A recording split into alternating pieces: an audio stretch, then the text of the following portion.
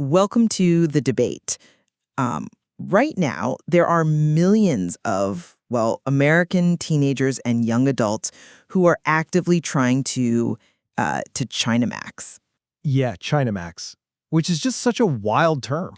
It really is. It's a wild term. And if you aren't familiar with it, it basically means they are adopting these Chinese wellness routines, like meticulously practicing Badwanjin exercises. Right. Or, drinking hot water for digestion. Just generally idolizing the aesthetics of a nation that, Washington pretty much unanimously considers our greatest geopolitical threat. So how did this happen? It is a massive shift, honestly, and it completely upends the traditional narrative we're used to. I mean, if you look at the polling from this year, 2026, older generations increasingly view China as this critical adversary. Oh, absolutely. But Generation Z, they actively favor engagement. They want cooperation, and they are enthusiastically consuming Chinese cultural exports. Which brings us to the core tension we're exploring today. Because we're looking at a landscape of international relations that has basically fundamentally inverted. This generational lack of fear toward China, it's happening at the exact moment that traditional American institutional expertise on China is, it's virtually collapsing. Right, it's disappearing. Yeah, we are trading library archives and, field researchers for just an infinite algorithmic scroll. So the central question is, does Gen Z's perspective stem from a dangerous ignorance that's fueled by curated social media? Okay. Or does it represent a rational, pragmatic reappraisal of global power, one that correctly rejects outdated Cold War paradigms? Well, I'll be arguing that this is a profound, pragmatic shift. Okay. This isn't just a bunch of teenagers getting brainwashed by TikTok trends. I don't know about that. No, really. Gen Z's perspective, it's driven by domestic economic realities and a genuine, clear-eyed appreciation for alternative models of governance that actually deliver results. They are rejecting the reflexive hawkishness of older generations. And I will be arguing that Gen Z's lack of fear is rooted in a highly superficial digital consumption. It is an illusion of knowledge, basically. An illusion. Yes, because the academic pipelines have been severed. They don't actually understand the geopolitical and historical realities of the country they're admiring. To put it bluntly, Gen Z doesn't fear China, but they also don't know China. I think we have to start by challenging that definition of knowing. How so? Well, you're looking at the decline of traditional area studies and equating that with total ignorance, and I just don't think that's fair. I mean, I equate it because the numbers are genuinely alarming. Let's unpack what the collapse of institutional expertise actually looks like right now. Sure. If we look at the recent report from the U.S.-China Education Trust, fewer than 2,000 Americans currently study in China. Wow. Yeah, fewer than 2,000. That is down 90% from its peak in 2011. 90%? That's a massive drop. It is. And graduate-level enrollment in Chinese language studies, it's fallen below 1,000 nationwide. Which is a drop, certainly. But I think we have to ask why that model existed in the first place. It existed to build a pipeline of genuine understanding. I mean, look at the funding mechanisms that were just gutted. You're talking about Title V? Yes, exactly. The federal government terminated $86 million in Title VI international education funding. That was in September 2025. Right. And the Fulbright program in China, that's been suspended since 2020. The Peace Corps is gone. And I really want to explain why that matters to the listener, because Title VI wasn't just about paying someone to, read a dusty book in a library. It was field work. Exactly. It was a mechanism that funded someone to go live in Chengdu for 2 years, to learn the local dialects. To understand how the municipal party boss interacts with the street vendors. It created this deep bench of linguistic and cultural experts who, eventually advise policymakers in the Situation Room. Right. But let's be honest about what that Situation Room pipeline was actually designed to do. Okay. The entire architecture of American area studies was explicitly rooted in Cold War rivalries. I mean, it was designed fundamentally to study the enemy. It was designed to understand a complex rival. But look at what is filling that massive educational void today. The digital space. Yeah, it's the China maxing trend on TikTok. You have young Americans calling themselves Chinese baddies because they bought some specific makeup or they follow a wellness influencer. Okay, but Engaging with China solely through TikTok, it's like looking at a shark through an aquarium window. an aquarium window. Yeah, you get to admire the sleek design, you marvel at how beautifully it moves, but you are completely protected from the reality of its teeth. I see where you're going with this. The moment the glass breaks, the moment you have to negotiate actual geopolitical trade or confront human rights abuses, that aesthetic appreciation, it's not going to save you. Wait, I have to stop you there. Because you're assuming the only valid way to understand a country is through a state-sponsored adversarial lens. Not adversarial, just realistic. But yes, the old institutional gatekeepers are vanishing. But the architecture of global culture has fundamentally changed. Young people are bypassing those traditional pipelines altogether. By watching makeup tutorials? No, look at the sheer volume of engagement. The hashtag Becoming Chinese has over 4 billion views. Right. Chinese cultural exports, like the video game Black Myth Wukong or those Labubu dolls, they are massive global phenomena. But that's exactly my point. Those are consumer products. They are not geopolitical realities. They are the new vocabulary of international politics. Gen Z doesn't need a federal grant to tell them how to perceive a foreign culture anymore. So they just use algorithms instead? They are utilizing decentralized channels. Likes, shares, fan translations. They're building direct, peer-to-peer digital bridges. They're engaging voluntarily with Chinese culture on their own terms. But are they really peer-to-peer bridges or are they carefully engineered funnels? Funnels? Yeah, this is where that aquarium glass metaphor really solidifies for me. We have to talk about who actually controls this new digital narrative. Okay, let's talk about it.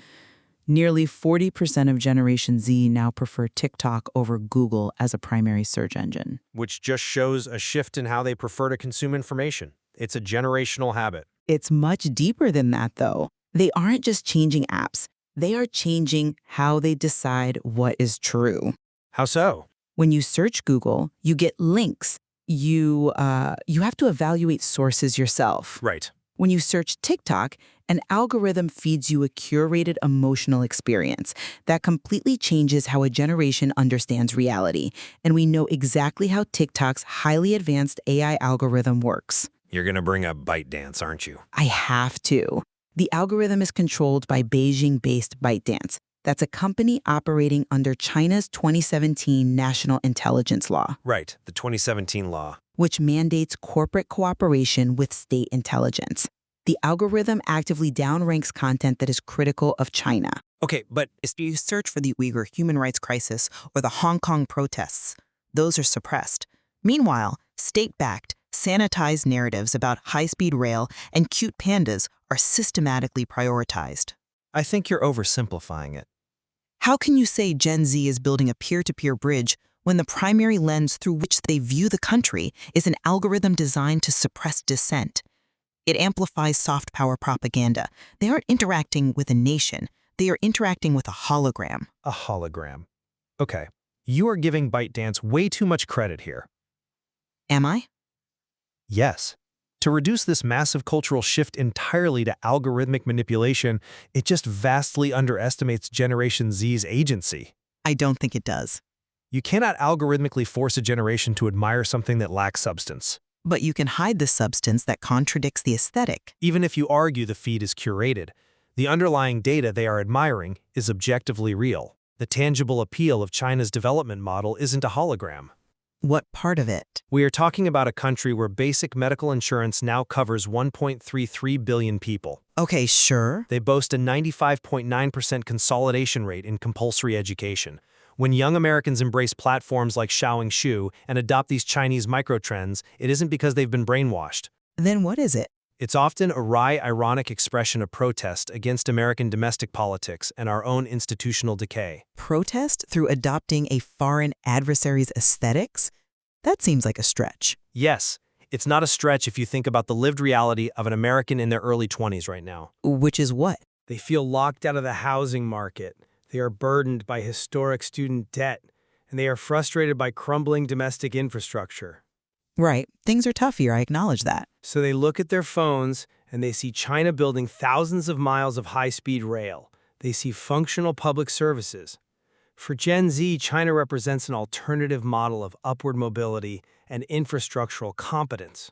But it's an authoritarian model. To them, it's not strategic ignorance to look at a working healthcare system and think, maybe they are doing something right.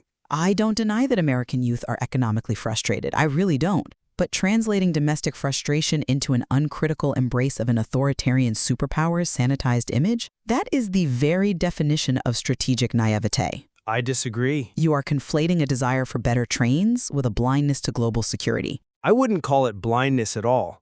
I'd call it a refusal to participate in hawkflation. Hawkflation? Yes, hawkflation. It's the professional and political pressure in Washington to constantly voice increasingly hawkish, aggressive positions on China just to prove you are tough on national security. Oh, I see. Gen Z sees right through that. If we look at the August 2026 Chicago Council survey, the generational divide is staggering. The threat perception numbers. Exactly. Only 34% of Gen Z view China as a critical threat. Compare that to 62% of boomers. Right. A full 59% of Gen Z favor friendly cooperation. And perhaps most tellingly, 25% of Gen Z state that China is not a threat to the U.S. at all. And that 25% statistic is exactly what terrifies me. Why? Because that isn't a sophisticated rejection of hawkflation. That is a dangerous detachment from reality. Let's look at the actual policy implications of this worldview. Okay, let's look at them. According to the polling data, 65% of Gen Z oppose limiting Chinese students in the U.S., and 69% oppose reducing trade between the two nations. Because they recognize the tangible value of global cooperation. They aren't interested in a new Cold War. But why do they hold those positions? The data shows it is driven primarily by domestic financial anxiety, not some grand strategic insight. Financial anxiety is a valid metric. Sure, but 78% of Gen Z say that tariffs on China have a bad impact on the U.S. cost of living. They aren't looking at the geopolitical chessboard. They are looking directly at their own wallets. Well, their wallets are empty. Right, because they are economically squeezed. They are willing to completely ignore the systemic threats that older generations accurately perceive. Or they just weigh the threats differently. But they are missing the entire threat landscape. Pew data shows a massive 29-point generational gap on the threat of China's military power. Military power isn't everything. But it's real. Older generations see the cyber attacks, they see the intellectual property theft, they see the severe human rights violations, and the militarization of the South China Sea. I'm not saying those things don't exist. But Gen Z is essentially saying, just keep the cheap goods flowing so my cost of living doesn't go up. That is not a pragmatic reevaluation of global power. That is short-term economic self-interest, blinding them to long-term strategic threats. Again, Gen Z doesn't fear China, but they also don't know China. They just know what it costs to buy goods on Taobao. Okay, you're framing that as a criticism, but let's lean into that for a second. Let's call it the Taobao doctrine. The Taobao doctrine. Yes, you are framing their focus on the cost of living as a weakness, but that exact point is the ultimate proof of their pragmatism. How is prioritizing cheap consumer goods over national security pragmatic? Because they're actively rejecting the zero-sum militaristic geopolitical game that older generations just cling to. It's not a game, it's reality. The traditional Cold War mentality dictates that global leadership is measured by aircraft carriers deployed, right, by sanctions imposed, and ideological lines drawn in the sand. Yes. Gen Z evaluates global leadership entirely differently. They measure it by concrete outcomes: roads built, incomes raised, standards of living improved. But you can't just ignore the aircraft carriers. They exist. The military threat is real, regardless of whether Gen Z wants to acknowledge it or not. But Gen Z accurately assesses that economic interconnectedness benefits their daily lives far more than military posturing does. I mean, why should they support trade decoupling that demonstrably raises their rent and their grocery bills just to satisfy a theoretical strategic anxiety harbored by politicians in Washington? It's not theoretical. The Taobao doctrine isn't about being shallow, it's about prioritizing human development over state conflict. And by the way, this isn't just happening on screens. This curiosity is moving into the physical world. You mean the tourism data? Exactly. During the 2026 Spring Festival, inbound flights to China rose fourfold. Fourfold. Yes, visa-free policies are expanding. This digital curiosity is transforming into lived physical experience. Young Americans are visiting these cities. Okay. They're seeing the megacities, the cashless ecosystems, the small-scale entrepreneurship right there on the ground. That physical reality deeply complicates the inherited, fearful narratives of older generations. You can't just dismiss it as a hologram when they are walking the streets of Shenzhen. Oh, I absolutely can, because the physical reality they visit as tourists is exactly the same sanitized experience they see on their phones. Wait, how is walking through a physical city a sanitized experience? Because a tourist experiencing a seamless, cashless payment system in Shanghai is not seeing the massive surveillance apparatus that underpins the whole thing. They're just living their lives. They are marveling at the convenience without understanding the data collection. They are not seeing the suppression of civil liberties. Well, they aren't talking to dissidents because the dissidents have been silenced. And this is exactly why the collapse of our institutional expertise is so devastating. We're back to the dusty library archives. Yes, we are. Because without those programs, without the Title VI fellowships, without the graduate students doing the hard, unglamorous, friction-filled work of analyzing Chinese domestic policy, legal frameworks, and historical texts, we are left with nothing but tourists and TikTok users. That's a little reductive. The university model forced students to confront the complexities and the contradictions of China. It forced them to read the text the state didn't want them to read. But you have to admit that model is incredibly elitist. Elitist? Yes. It assumes only a handful of academics at elite institutions are qualified to have an opinion on foreign policy. It's not about elitism, it's about rigor. Yes, there are rare exceptions today. Institutions like CU Boulder are doing heroic work. Right. They still run the Tang Global Seminar, sending students to mainland China and Taiwan, and they maintain an 80,000-volume Asian studies collection. Which is great. But CU Boulder is becoming an island in a devastated academic landscape. When Gen Z consumes the cheetah-maxing aesthetic without that rigorous academic foundation, they are engaging in exactly what feminist author Bell Hooks warned us about. Oh, the concept of eating the other? Exactly. Eating the other. She described how dominant groups consume the aesthetic, surface-level parts of marginalized or foreign cultures for their own pleasure, without ever genuinely understanding or respecting the complex reality of those cultures. I see the parallel you're drawing. It is appropriation disguised as diplomacy. Gen Z thinks they are being globally minded, but they're just consuming a vibe.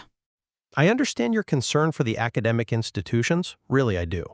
But I believe we have to adapt to where the culture is actually moving, rather than mourning a Cold War educational model that just no longer serves us.